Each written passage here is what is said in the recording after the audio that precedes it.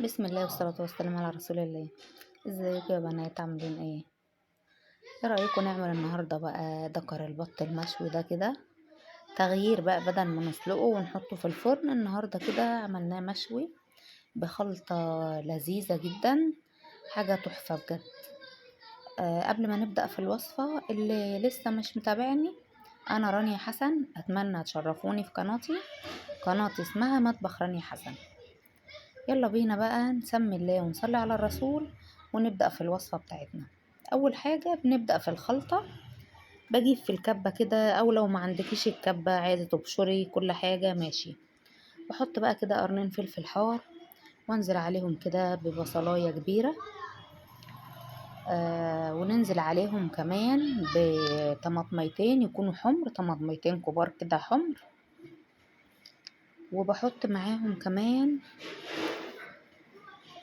عصير ليمونة كبيرة بقى كده، بنعصرها. عصير ليمونة كبيرة كده حلوة، بيدي مزازة كده وطعم حلو للحم. بنزل عليهم كمان بمعلقة خل كبيرة، خل أبيض عادي.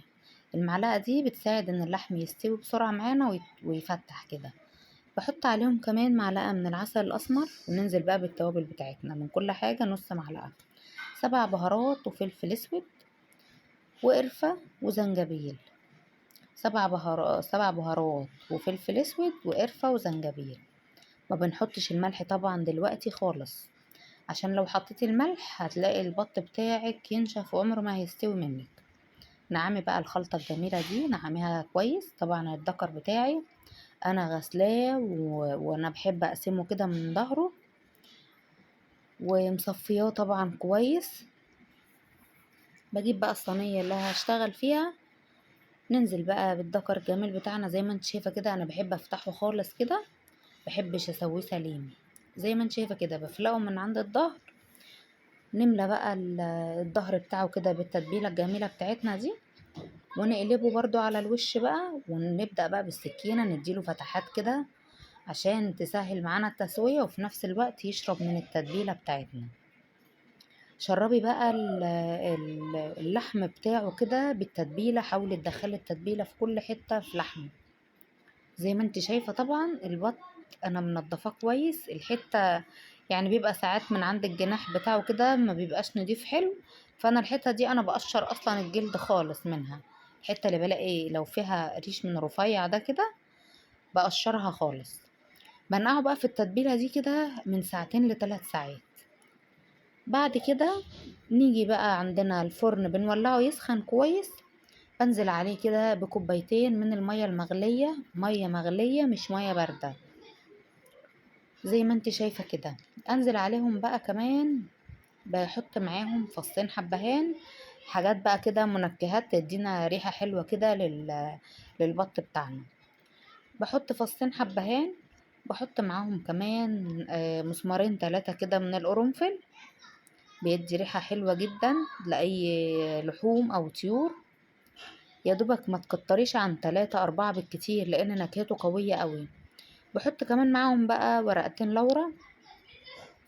طبعا الفرن بتاعي انا مولعاه من قبلها يسخن، عايزين حرارة عالية. بعدين بقى بجيب الفويل بتاعي وكلفته كويس، اغطيه كويس عشان خاطر ده هيستوي على البخار. طبعا عارفين ان البط بياخد سوا. بكلفته بقى كويس كده.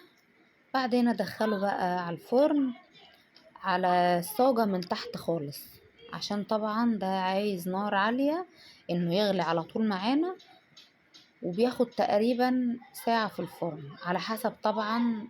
في بط بيبقى لسه صغير شوية، لكن لو بط عجوز هياخد اكتر من ساعة معاكي. ده بالظبط ساعة زمن. زي ما انت شايفة كده بقى انا دخلته على الصاجة من تحت. أه باجي بقى هنا كده بقى، يعني انا عملت له اختبار الاول بالشوكة كده، عريته عشان اشوف انه دخل في السوا ولا ايه. لقيتيه دخل معاكي في السوا، نبدأ بقى نملح في الوقت ده. طبعا احنا ما ملحناش في الاول. بحط بقى معلقة ملح كده عليه، واحاول اخليها في الشوربة كده ان الشوربة بتاعته تتملح. وبعدين برجع اقلبه تاني على ظهره، بحيث ان الحتة اللي من عند الصدر دي برضو لو لحمها ناشف شوية ان هي تدوب في الشوربة دي وتشرب من الملح. زي ما انت شايفة كده. وطبعا يعني تعاملي بحذر، لان الشوربة دي طبعا سخنة مولعة والدكر نفسه سخن، فبحذر جدا وانت بتقلبيه. زي ما انت شايفة كده بنقلبه بالراحة على الناحية التانية ونغطي ونرجع ندخل تاني الفرن. بسيبه مثلا حوالي كمان 10 دقايق، وارجع تاني اقوم مخرجاه. بكون بقى ضمنت كده ان هو استوى تماما زي ما هتشوفي دلوقتي كده. انا عملت جنب ورق عنب، عملت طبعا الخلطة وحشيت، فكنت انا عاملاها معاكم قبل كده، مرضتش اصور المقطع ده.